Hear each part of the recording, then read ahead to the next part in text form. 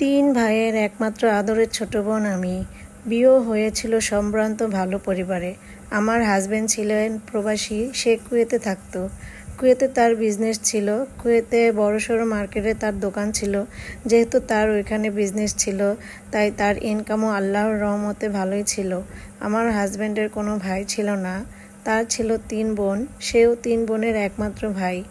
ভাই বললে ভুল হবে, বলতে পারেন সে ছিল তাদের কাছে টাকার মেশিন।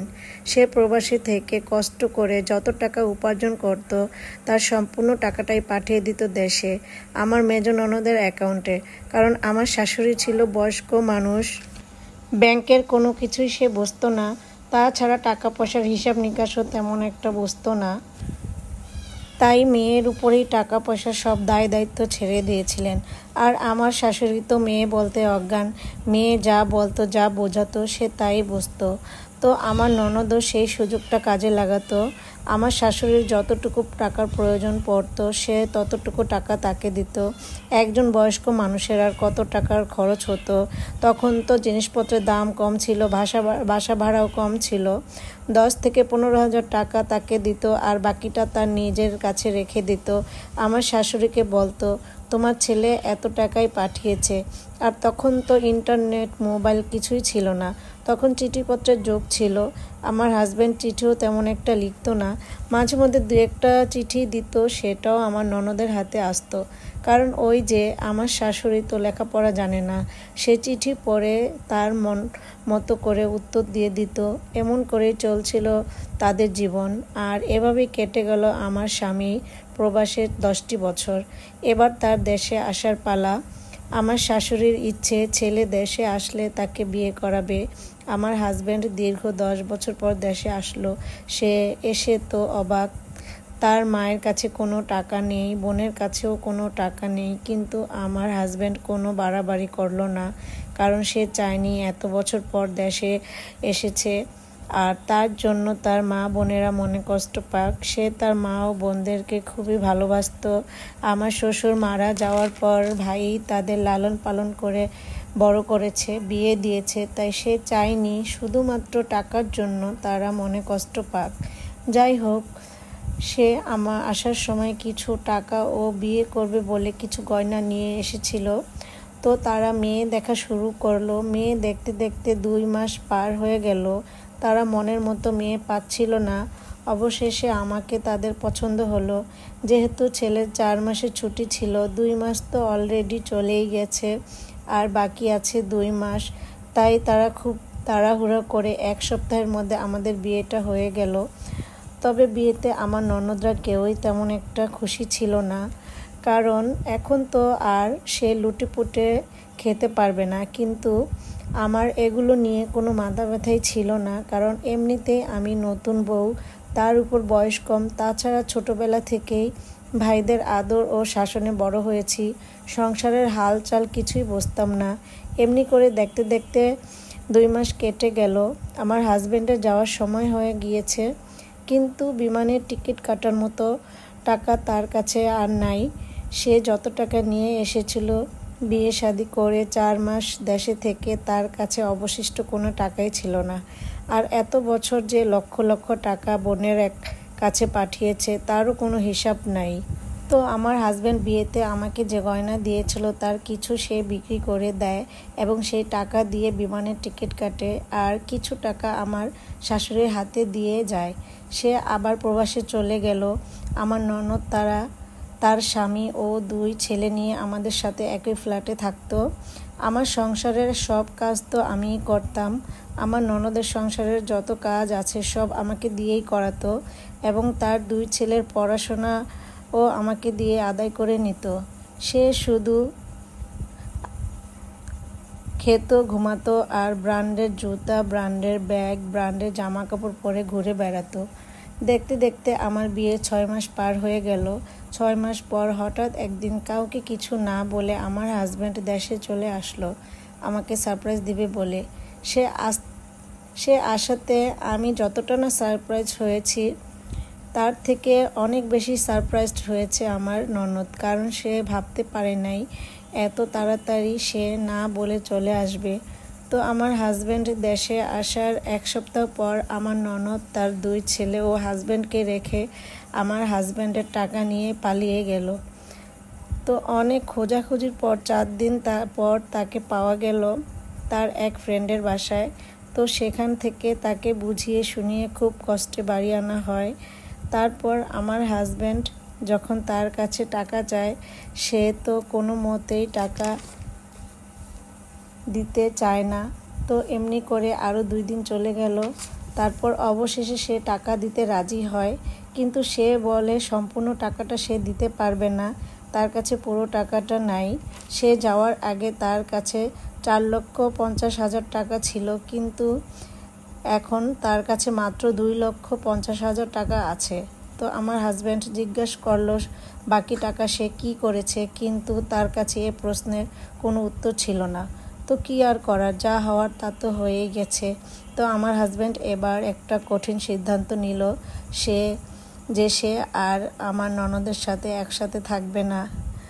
তো যে কথা সে কাজ, আমার হাজব্যান্ড আলাদা বাসা ভাড়া নিল এবং আমার নামে ব্যাংক অ্যাকাউন্ট করে দিল।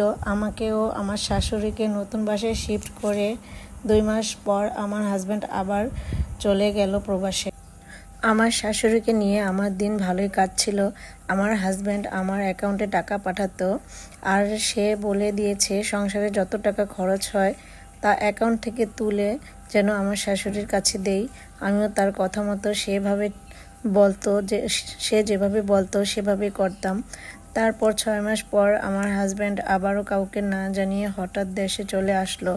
তো আমার বিয়ের পর আমার হাজব্যান্ড যত বছর প্রবাসী ছিল, সে 6 মাস পর পর দেশে আসতো এবং প্রতিবারই কাউকে কিছু না জানিয়ে হঠাৎ করে চলে আসতো। তো এভাবে আমাদের কেটে গেল 5টি বছর। 5 বছর পর আমার বড় ছেলে হলো, আমি মা হলাম। আর 5 বছর যে আমাকে কত কিছু সহ্য করতে হয়েছে মা হতে না পারার কারণে, সেটা আমি অন্য একদিন আপনাদের সাথে শেয়ার করব। আমার বড় ছেলে হওয়ার 1.5 বছর পর আমি আবার প্রেগনেন্ট হলাম। কথায় আছে না, দেওয়ার মালিক হচ্ছে আল্লাহ। যেখানে আমি মা হতে পারছিলাম না, সেখানে আল্লাহ পরপর আমাকে 2টি ছেলে দিয়েছে। তো আমার 2 ছেলে হলো। আমার হাজব্যান্ড আমার নামে একটি বাড়িও কিনলেন এবং তার নামে একটি দোকান কিনলেন। আমার বিয়ের 10 বছর পার হয়ে গেল। খুবই সুখে কাটছিল আমাদের জীবন। আমার হাজব্যান্ড আবার দেশে আসলে তো তার এক বন্ধু আসলো তার কাছে, যে তার এক বড় ভাই আছে, উনি ফ্ল্যাট বিক্রি করে। এই মুহূর্তেও ওনার হাতে 2টি ফ্ল্যাট আছে। ফ্ল্যাট 2টা খুবই সুন্দর, দামও কম আছে। আর যেহেতু তার ভাইয়ের ফ্ল্যাট, সে আরও কিছু দাম কমিয়ে দিতে পারবে। আমার হাজব্যান্ডকে রাখার জন্য বলল। তো আমার হাজব্যান্ড, আমাদের এক ভাবি আছে, ওনাকেও কথাটা জানালাম। তো উনি বলল ঠিক আছে, আগে দেখি, পছন্দ হলে আমিও একটা নিব। তো ভাবিকে নিয়ে আমরা ফ্ল্যাট দেখতে গেলাম। ফ্ল্যাট এত সুন্দর ছিল, এক দেখাতে আমাদের ফ্ল্যাট 2টা পছন্দ হয়ে গেল। তো আমরা সিদ্ধান্ত নিলাম আমরা দুজনে 2টা ফ্ল্যাট নিব। আমার হাজব্যান্ড তার বন্ধুকে বলল নগদ টাকা দিয়ে ফ্ল্যাট নেওয়া তার জন্য পসিবল না। তো উনি বলল ঠিক আছে, সমস্যা নাই, ভাইয়াকে বললে ব্যাংক লোনের ব্যবস্থা করে দেবে, শুধু 5 লক্ষ টাকা বায়না করতে হবে। আর ভাবি বলল যে সে নগদ টাকা দিয়েই নেবে, দেশে তার কিছু জমি আছে, সেটা বিক্রি করলে তার হয়ে যাবে। আমরা তখন দুজনে 5 লক্ষ করে বায়না করলাম এবং লিখিতভাবেই বায়না দলিল করলাম। সব কিছু ঠিকঠাক। যিনি ফ্ল্যাট বিক্রি করবেন উনি ব্যাংক লোন দেওয়ার জন্য সব ঠিকঠাক করতেছেন। তো আমার হাজব্যান্ডের হাতেও বেশি দিন সময় নাই, সে আবার প্রবাসে চলে যাবে। ভাইয়া বলল আপনি আরও কিছুদিন থাকেন, কারণ ব্যাংক লোনের জন্য আরও 1 থেকে 2 মাসের মতো সময় লাগতে পারে।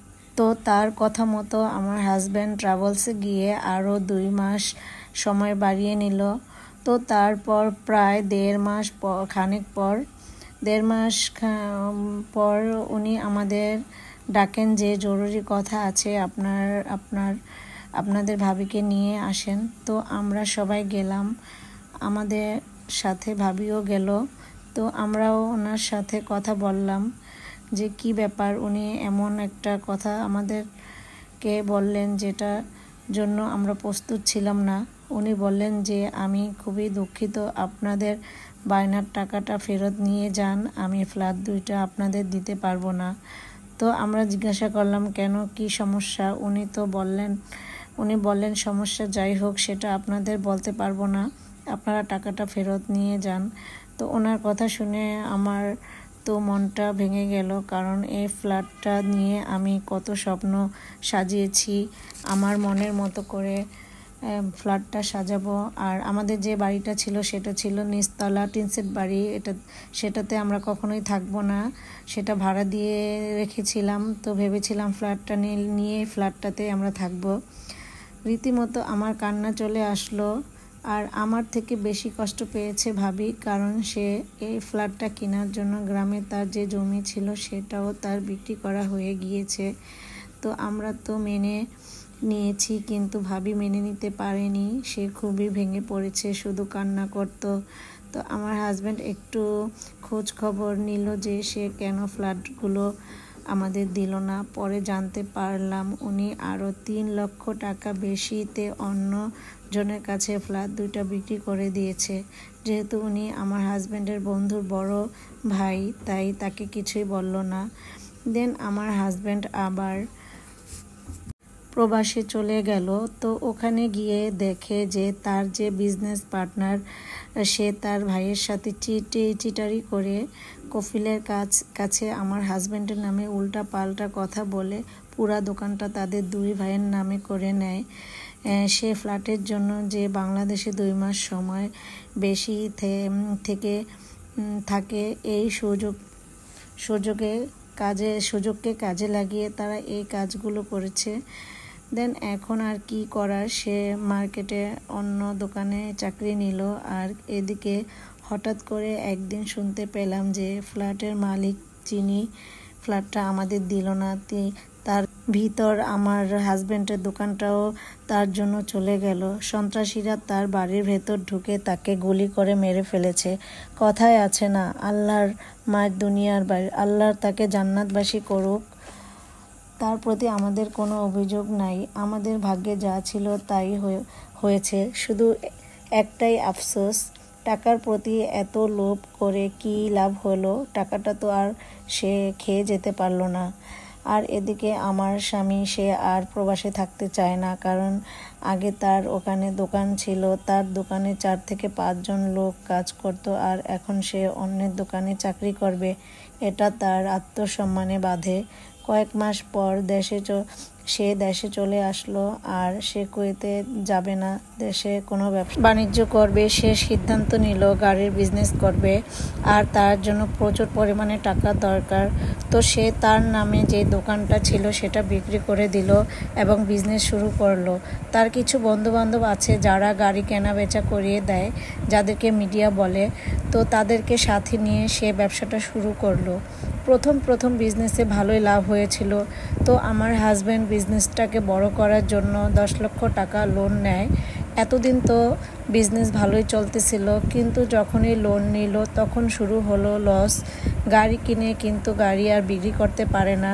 এদিকে মাসে মাসে লোনের টাকা পরিশোধ করতে হয়, আবার সংসারের খরচ। আমার নামে যে বাড়ি ছিল সেখান থেকে ভাড়া আসতো 28,000 টাকা, তা থেকে বাড়ির বিদ্যুৎ বিল, পানির বিল ও গ্যাস বিলে চলে যেত 8,000 টাকা, বাকি রইল 20,000 টাকা। আমরা যে ফ্ল্যাটে থাকতাম সে ফ্ল্যাটের ভাড়া ছিল 15,000 টাকা। আমরা মিরপুরে থাকি, আমাদের এখানে সব ফ্ল্যাটের ভাড়াই সেম। তো বাসা ভাড়া দিয়ে আমাদের 2 ছেলে ও শাশুড়িকে নিয়ে সংসারে আমরা 5 জন সদস্য। তাছাড়া 2 ছেলেকে স্কুলে ভর্তি করিয়েছি, তাদের স্কুলের খরচ। তো বন্ধুরা, এতক্ষণ যা বললাম এটা কোনো গল্প না, এটা আমার জীবনের বাস্তবতা। আর বন্ধুরা, এটা আমার প্রথম ব্লগ, কোনো ভুল ত্রুটি হলে ক্ষমা সুন্দর দৃষ্টিতে দেখবেন, আর সবাই আমাকে সাপোর্ট করবেন। আসসালামু আলাইকুম, আল্লাহ হাফেজ।